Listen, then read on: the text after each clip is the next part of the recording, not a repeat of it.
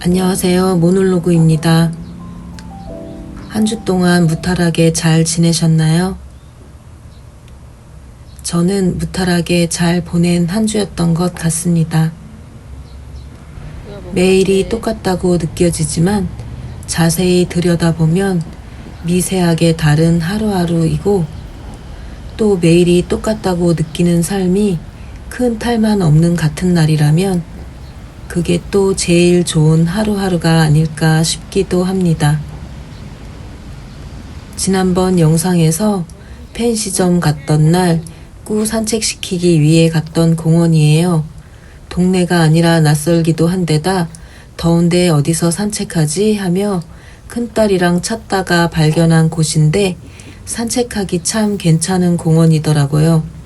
큰 규모의 공원은 아니었는데 오랜 세월 덕분에 오솔길이 자연스럽게 여러 갈래로 나 있어서 가성비 좋았던 공원이었어요. 이렇게 이곳에서도 새로운 곳들을 점점 알아가게 되네요.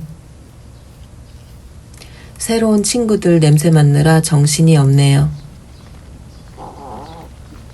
부부는 사랑으로 시작해서 미운 정, 고운 정이 들어 정으로 살게 된다는데, 그래서 권태기를 넘기고 나면 정말 전우회 같은 느낌이 든다고도 하던데, 그 긴 세월을 한 집에 같이 살았어도 고운 정은 됐다 쳐도 미운 정조차 안 들게 되는 건지 참으로 희한하기까지 하네요.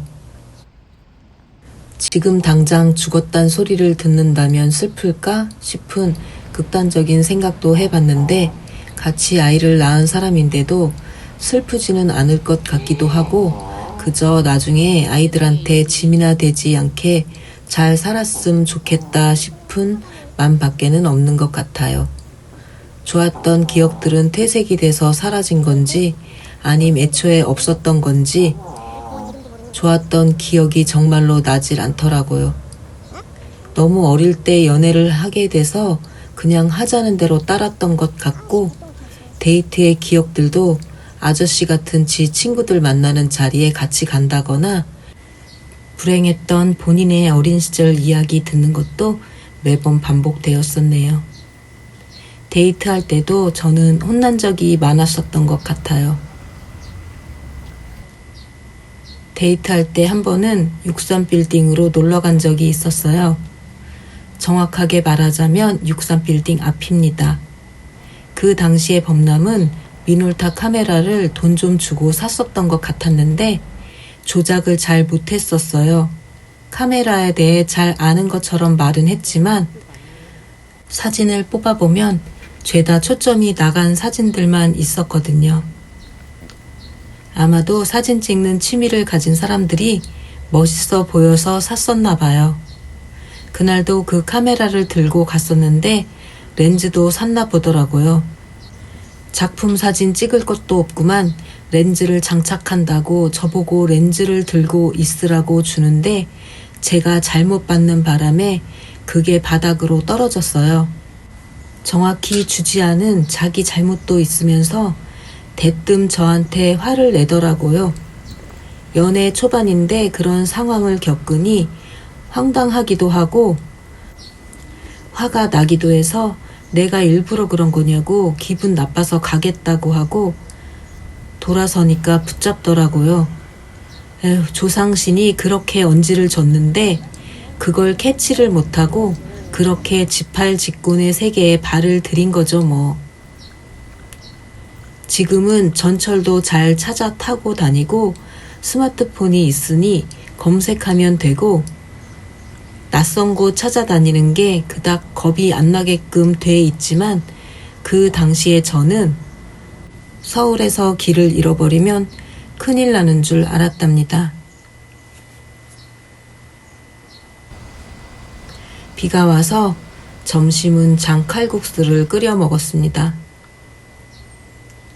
다음날 아침엔 드디어 냉동실에 있던 마지막 피타 브레드를 해치웠어요. 왜 뜯어먹다 말고 냉동실에 넣어뒀는지 모르겠네요. 경주빵도 얼려둔 게 있길래 같이 구웠어요. 이날도 어찌저찌 냉파를 실천했네요.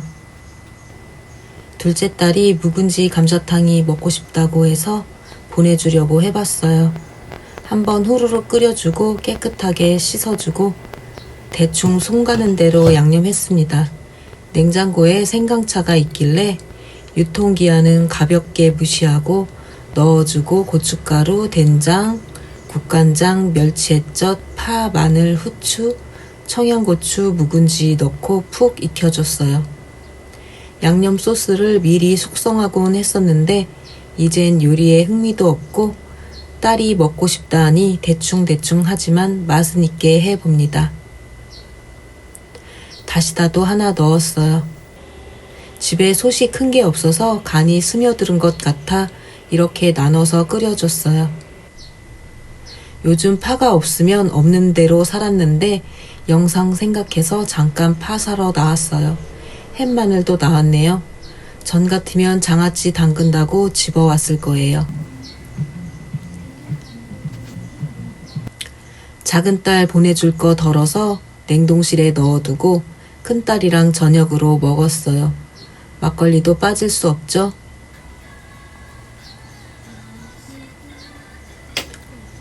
살이 잘 발라져서 기분 좋은 상태입니다.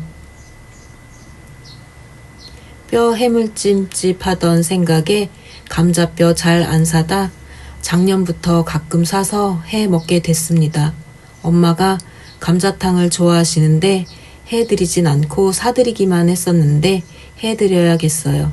장사할 때는 멀어서 한 번도 안 해드렸네요.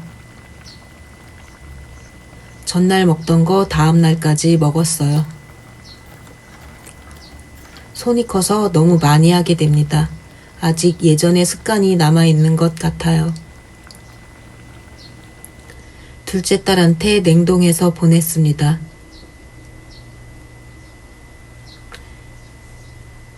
맛있게 먹어라.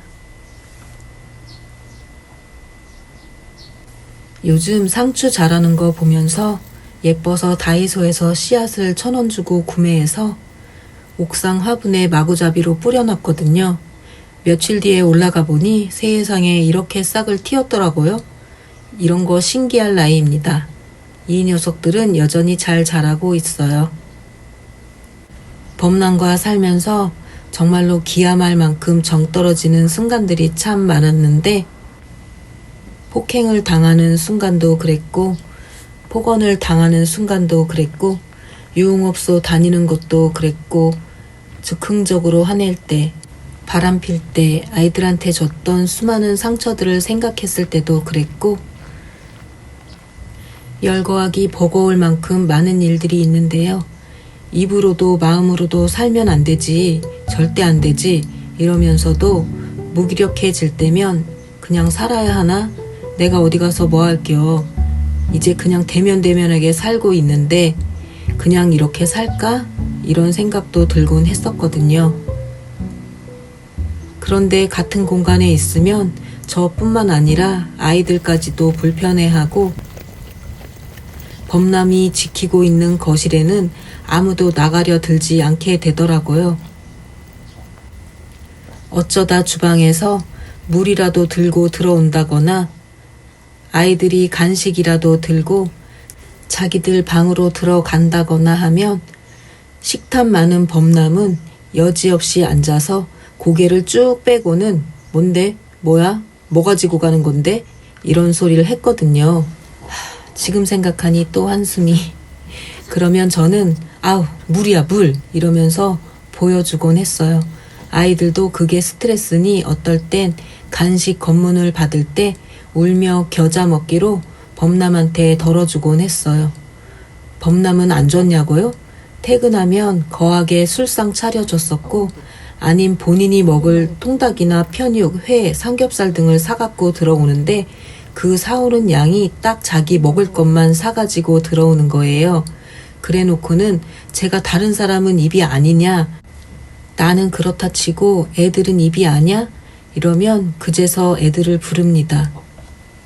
딱 본인 것만 사놓고 그러니 애들도 안 먹는다고 하고 나중에는 지 아빠 몰래 간식을 가지고 방에 들어가는 기술까지 생기게 됐어요.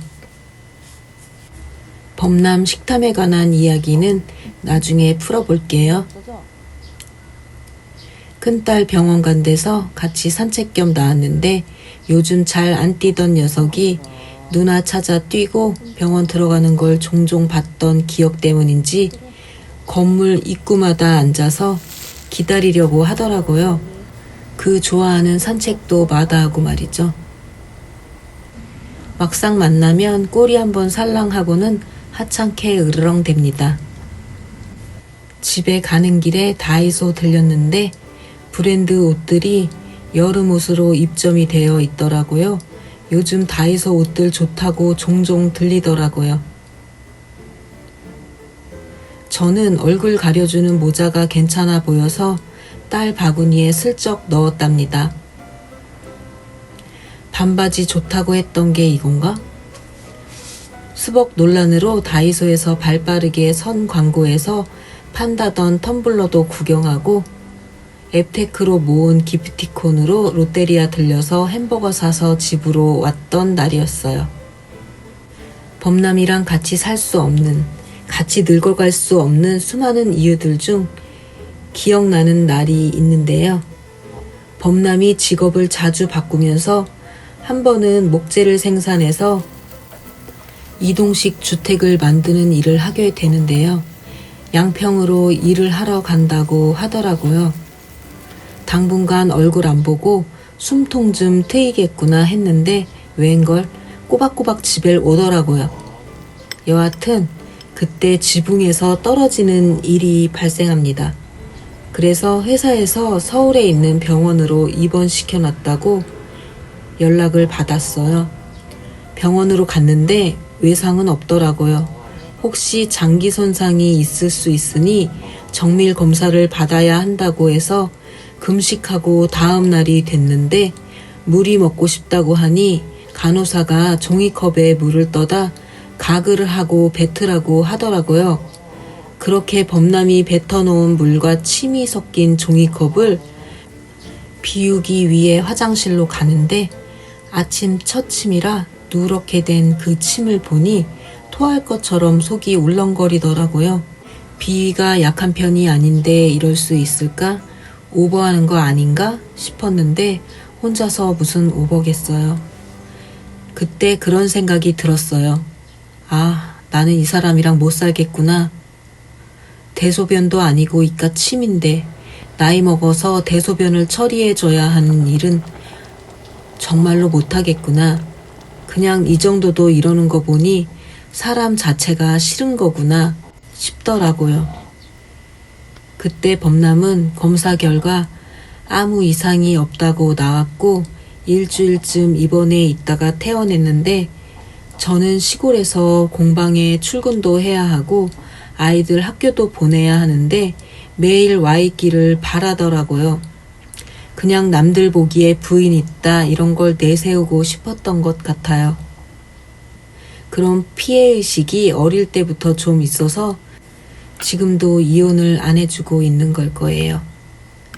그때 그래서 저 대신 우리 큰언니가 매일 범람 병원에 갔었는데 사지가 멀쩡한데 매일 가는 것도 어이없고 부인도 아니고 처형이 가는 것도 어이없었죠 뭐. 그냥 저 편하게 해주려고 언니도 억지로 갔었는데 가면 멀쩡하게 사람들이랑 놀고 있고 언니 보고 담배 좀 사달라고 하기도 하고 담배값 좀 달라고 하기도 했다고 하더라고요. 둘째 딸이 이번엔 닭발을 요청해서 휘릭 만들어 미역국이랑 보내주고 미역국에 밥을 넣고 끓여서 먹었어요. 동치미가 너무 짜서 얼음 넣어 먹었습니다. 오늘도 재미없지만 재밌게 보셨기를 바라봅니다. 늘 감사드려요. 즐거운 주말 되시고 다음 주에 또 봬요.